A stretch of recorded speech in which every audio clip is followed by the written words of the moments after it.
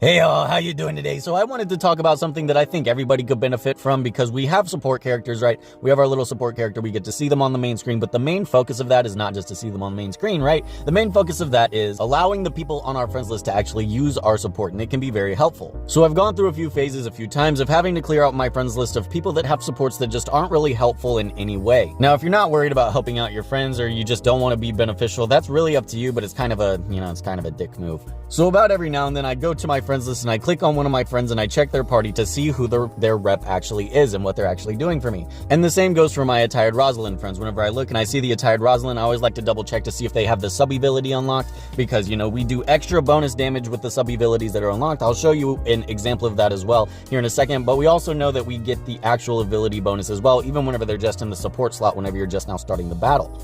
Another support that I kind of let slide on my teams is going to be Disgaea, because even though their ability, their main one, only affects monster allies, their sub ability, if they have it unlocked, decreases the enemy defense by 15%, which we all know doesn't really help our star mage that much, which is the main carry that I'm using. So if they're not like a really high level, or they're not very well built, I actually do end up deleting Disgaeas, but I do appreciate their area of effect potential to help my star mage with matches that maybe she's not able to carry by herself. Where we start running into problems is where we have friends that don't really have a support that helps us in any sort of way. For example, my friend right here is using Seraphina. Seraphina is cool, she's very nice to look at, very aesthetically pleasing, so I could see why you might want her on your front page. But if we look at her as a support, she actually doesn't benefit us in any way, and she doesn't even really help carry that much because she only buffs herself, and she's not really that high of a level to be a carry. Her forte is guns, and this particular Seraphina is also on a sword, which is only going to be single target damage, and she doesn't really have that high of an attack. Sort of just, a very underwhelming friend support. So unfortunately, every now and then I do have to go through and delete these allies and these friends of mine. And it's really a shame because you can see that my count doesn't ever really stay at maximum because it's hard to find allies and friends that are actually beneficial to us, which is also very wasteful because I have less sardines to give to help them out, and I have less people to give me sardines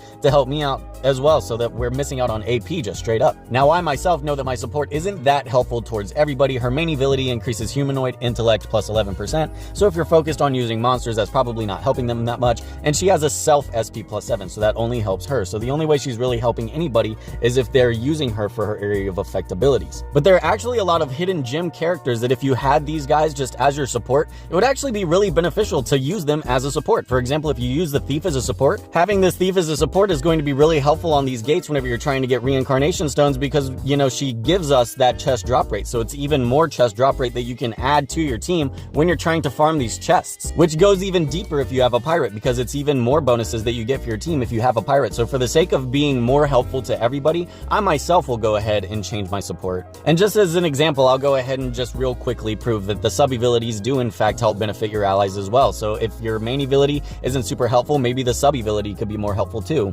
For example, getting a Prism Blue and then having a sub ability humanoid ally speed plus 4% could possibly, push whoever you're helping speed over the edge to they needed to lap a turn or outspeed an enemy that was outspeeding them. It could be very helpful.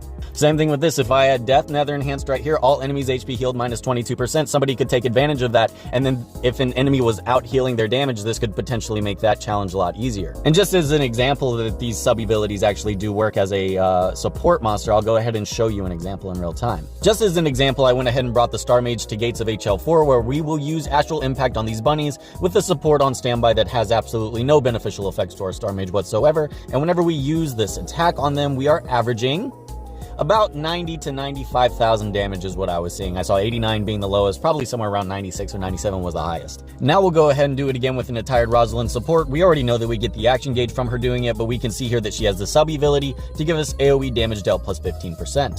And upon bringing her, whenever we use Astral Impact on these exact same bunnies, we actually end up doing a larger average of 110,000. So we are taking advantage of the sub abilities for our supports as well. Now with that out of the way, let's go ahead and showcase a few, characters that could actually be good support for us. Unfortunately, I did a little bit of a feeding session, so I don't have that many to go through, but I'll go through them and I'll just, showcase a couple that might be pretty good. Of course, Laharl is going to be good, just the main ability, all stats except speed, just all stats on everybody, plus is very good. Now, these ones like Thieves, Pirates, Nether Nobles, Hogmiser, I think these are going to be very, very good, especially during farms, because you could take advantage of the HL gain from Nether Nobles or Hogmiser, etc., to help increase, the HL that you get from the HL gate, or you could take advantage of the Thieves and the Pirates and, the Santa Laharl to get a better chest drop rate. And if you nether enhance them 7 times, you also get bonus HL, so it's just all the more, bonuses that you could give your support. Flan is going to be another good one too. The main ability, all allies HP healed plus 20%, but that sub ability, once you nether enhance her and you get party XP plus 5%, that could be really good for the gate of experience.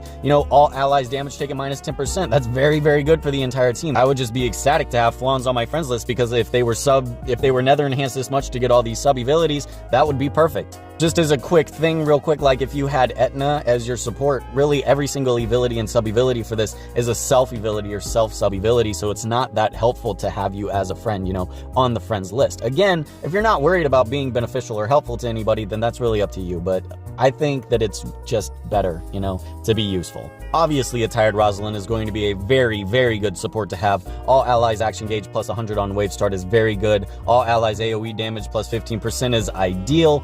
This one too, the ally with the highest action gauge attack and plus 30% when a turn ends. If you don't have that on your team, being able to just pull a support to get that for the match is very nice. And then party experience plus 7%, she's good everywhere. She's like especially good for gates of experience, helping increase that experience gain, helping get that action gauge so that you can actually outspeed them, helping with their AoE damage dealt. It's just really, really good. Of course, having Selena would be nice for if you had a low defense or if you just wanted a defense buff and the enemy's doing physical damage. This is just all allies defense plus 10%. Now they're taking less damage for bringing your support. These Sphinx guys, class Seth, whatever that means. All enemies, all stats minus. That's nice. That could just make the enemy less effective overall. Guys like Death that just decrease enemy stats are going to be good. All enemies resistance minus 10%. So if you're using Desco or Star Mage or something to do area of effect int or magic damage, they will be taking more damage just for bringing your support. Another good example, the Messenger, the Moth, all enemies defense and resistance minus 8%, helpful. Also, whenever you nether enhance him enough, he's going to be helpful in that way that all enemies heal less as well. Gambules will be nice for defense minus 10%. Pringer is good. I'm pretty sure you get him just naturally. The game gives them to you, and it's all allies, all damage taken minus 10%. And that's pretty much what I got rolling for dudes that I think would be good supports on my team right now. But tell me what you think would be a good support too, because there's a lot of units that I don't have available right now. And if I saw their name, I would be more likely to add that person as a friend, because it's a real shame to have a friends list that's just constantly dwindling every day. So I myself am just going to go ahead and make my support the Thief, so that if you're trying to do the Gate of Reincarnation, you could take advantage of her chest drop rate and get an even higher chest drop rate so that you could get more chests whenever you're doing that daily. So if you want to take advantage of that, go ahead and just add me here. What's my code? Is that my code? Player ID? Yep, add me right there. So hopefully this helps everybody out that doesn't really know what supports they want to use, or they don't really know if they're being helpful or not. We could just theory craft that in the comments. If you want to go ahead and leave a comment if you think X character would be a good support and tell me what they do, then I'll go ahead and let you know if I would be personally happy to have them on my friends list, and you go ahead and add me. I'll accept that, and we can help each other out that way. So real quick before I do the outro, I'm going to go ahead and leak that I will be hosting another event. I like to host events all the time for all sorts of different games. This one is going to help, scratch that gambler's itch if you have one. I'm starting a sect of racing gambling events where we will go through like games that have racing mini games, like Sonic has Chow Racing, Final Fantasy VII has Chocobo Racing. What we're going to do is we're going to basically make bets on who wins the race. If your character gets a certain position and placement on the race, you get points. Whoever has the most points by the end of the tournament is going to win $50 cash. So that'll be fun. I will post more details and make an entire section in my Discord dedicated to that. So if you have any questions, feel free to join my Discord, but don't be sensitive because we have a lot of different people from all sorts of different games in there that just like to have fun. And other than that, y'all, that's gonna do it for me today, and I'll see y'all later. Bye.